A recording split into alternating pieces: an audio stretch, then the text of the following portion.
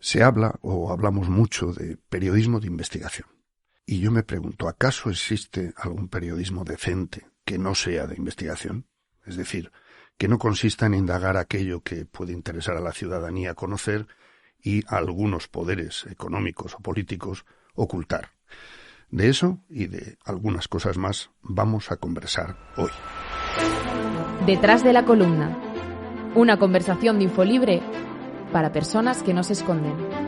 Con Jesús Maraña. Se está monitorizando todo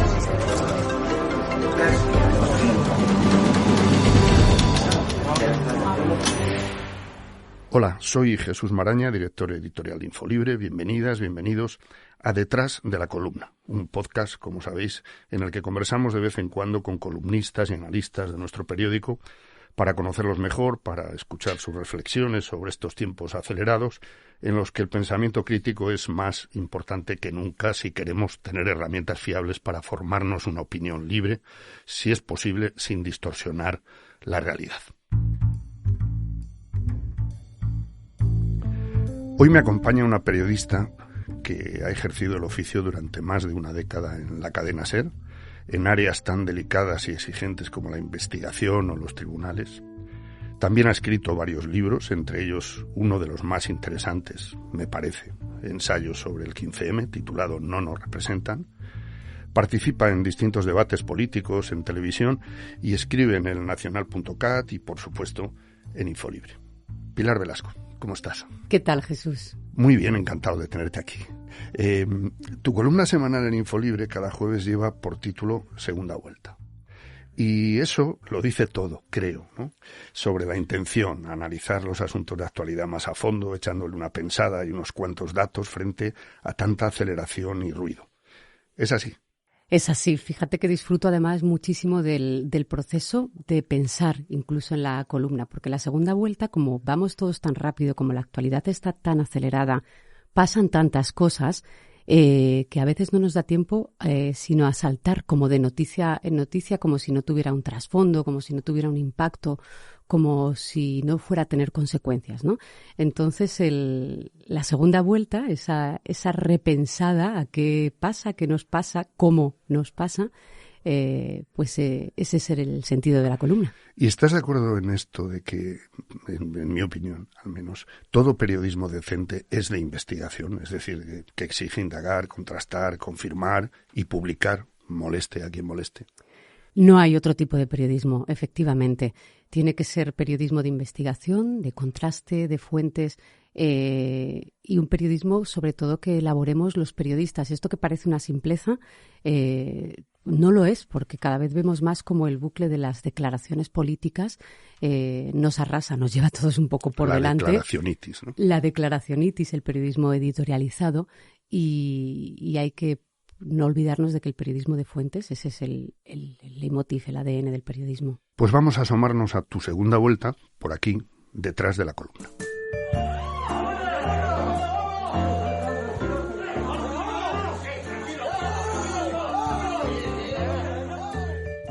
Escuchábamos el sonido de fondo de lo que hace unos cuantos días se producía en el Ayuntamiento de Lorca, en Murcia. Una especie de asalto al Capitolio en pequeñito, ¿no? Pero con el mismo contenido antisistema, antipolítico, antidemocrático. Tú le has dado una segunda vuelta al asunto y has escrito sobre ello. ¿Crees que hay una conexión entre el Capitolio y Lorca, o entre el trumpismo y el nacionalpopulismo español? Sí lo creo. Hay una estrategia, hay una intencionalidad y hay una reacción antipolítica desde la política y eso es muy grave. La desobediencia civil, la desobediencia ciudadana es una cosa completamente distinta a lo que es la desobediencia desde las instituciones. Y cuando el Partido Popular, desde que hemos arrancado este año 2022, vemos distintos capítulos, distintas secuencias en las que acaba alentando este tipo de actos muy peligrosos. Se comparaba con el asalto al Parlamento. En el rodeo al Congreso, quienes lo organizaron se les imputaron delitos al instante mucho más graves de los que se ha imputado a los que entraron dentro. sí tiene conexiones porque un partido alenta actos muy peligrosos para la convivencia social. Claro, a veces comparamos los nacionalpopulismos y se va dejando como muy lejos en el retrovisor que Vox es una escisión del PP, que tiene unos rasgos, además de ese nacionalpopulismo que está surgiendo y ha surgido y se refuerza en distintos países. Aquí tiene rasgos, digamos, castizos, ¿no? Que enlazan pues con la figura del hijo pródigo de un partido más grande y que enlaza también con lo que en España ha sido 40 años de dictadura y todas las reminiscencias que han ido quedando por ahí perdidas, ¿no? Totalmente, y además es que cuando analizas un poco Vox te das cuenta de que las distintas almas de Vox estaban en el Partido Popular relativamente controladas desde que entraron en el primer gobierno de José María Aznar. Tienes esa parte nacional populista de reivindicación de España contra las comunidades autónomas, contra la España federal reconocida en la Constitución. Tienes ese nacional catolicismo también muy arraigado en ese PP más convencional en el que, por ejemplo, quieren separar a los niños de las niñas en las escuelas o quieren eliminar la educación para la ciudadanía a favor de la educación religiosa. Ese anticatalanismo tan exacerbado contra Cataluña directamente, porque sin presentar un proyecto de convivencia. Entonces, esas almas tan exageradas sí estaban en el Partido Popular. Claro, y además el ascenso permanente, y parece que todas las encuestas y todos los datos indican eso, de Vox, por lo menos en algunos territorios, claro, parece que llevan a la consecuencia de que la estrategia de Pablo Casado y de la actual dirección del PP entra en competencia permanente y directa con Vox, en lugar de elegir otras vías como en otros países de Europa, se ha arrinconado, digamos, a todas las extremas derechas, pues digamos que ha radicalizado todo el discurso y las estrategias del propio PP. Las comunidades autónomas gobernadas por el Partido Popular y los alcaldes gobernados por el Partido Popular, para defender a sus vecinos, van a ir a la justicia para denunciar el reparto a dedo de las ayudas en beneficio del Partido Socialista y en prejuicio de los ciudadanos que están viviendo en una administración gobernada por el Partido Popular. Pablo Casado y el PP insisten en denunciar, por ejemplo, en Bruselas, por todas las vías posibles, que la gestión de los fondos europeos que España recibe es sospechosa pues de clientelismo, de nepotismo y hasta de corrupción. A pesar de que la Comisión Europea y sus principales dirigentes no solo han negado esas acusaciones, sino que han elogiado el plan presentado por España, los criterios seguidos hasta ahora en la gestión de los fondos y el cumplimiento de las condiciones acordadas para recibirlos, ¿no? Tú has estudiado y escrito sobre esa estrategia de Casado y el PP en varias ocasiones. ¿Cuál es tu interpretación sobre esa estrategia y sobre los riesgos de esa estrategia? La estrategia es totalmente espuria, o sea, es de las peores estrategias que podía llevar a cabo el Partido Popular. Primero, porque pone en riesgo la reputación de España en la comunidad europea.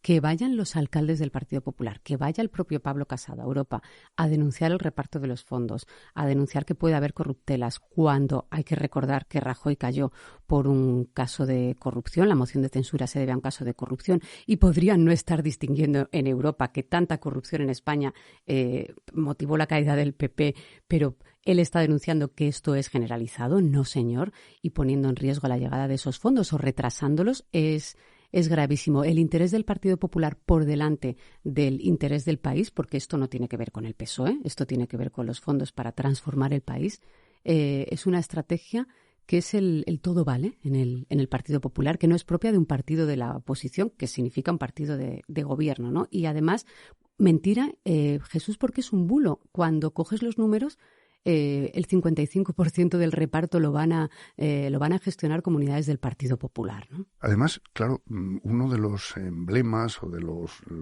mimbres ideológicos y discursivos del PP siempre ha sido esa especie de apropiación del patriotismo. ¿No crees que está corriendo un riesgo alto Pablo Casado al actuar respecto a los fondos, por ejemplo, y no solo sobre ese tema, con unas maneras y unas acciones que claramente pueden interpretarse como antipatrióticas directamente, ¿no? Claro que son antipatrióticas. Es esta idea del Partido Popular en el que en España y en su bandera solo caben ellos, ¿no? Y como te decía, es antipatriótico porque pone en riesgo la imagen. No hay ningún país en la Unión Europea, de todas las democracias de la Unión Europea, que esté actuando así. Es decir, hay gobiernos conservadores, hay gobiernos socialdemócratas en Europa y tienen sus oposiciones. Nadie está ejerciendo la actuación del Partido Popular porque es antipatriótico. Claro, no porque ha ocurrido perjudica. ni con los fondos ni ocurrió durante la pandemia respecto a las gestiones. Respecto a la pandemia. La gestión es tan enloquecida, tan histérica, por así decirlo, que solo cabe pensar a lo que tú hacías referencia, que en su competición por el votante y el electorado de Vox todo vale y está pues no ejerciendo su papel de oposición y perjudicando a ciertos intereses. Pero no hablemos solo de la oposición. Uno de los rasgos más interesantes del periodismo digital es un diálogo permanente con los lectores, ¿no? Y especialmente en el caso de Infolibre, que tenemos como vía principal y casi única de sostenibilidad los socios y socias, ¿no? Los suscriptores. Por lo tanto, intentamos dialogar permanentemente con ellos. Y yo siempre procuro incluir en este podcast algún comentario de socios a tus artículos, ¿no? He elegido en este caso a un socio fiel y participativo de Infolibre que firma como Paco Arvillaga y que seguro además conoce no solo tu experiencia investigando casos de corrupción, por cierto, que alguno te ha costado alguna querella por parte de dirigentes políticos. Nos ha costado. Bueno, sí, en alguna incluso en un momento dado compartimos querellas de quienes luego tuvieron que pasar por la cárcel por sus asuntos de corrupción en Madrid, por ejemplo, ¿no?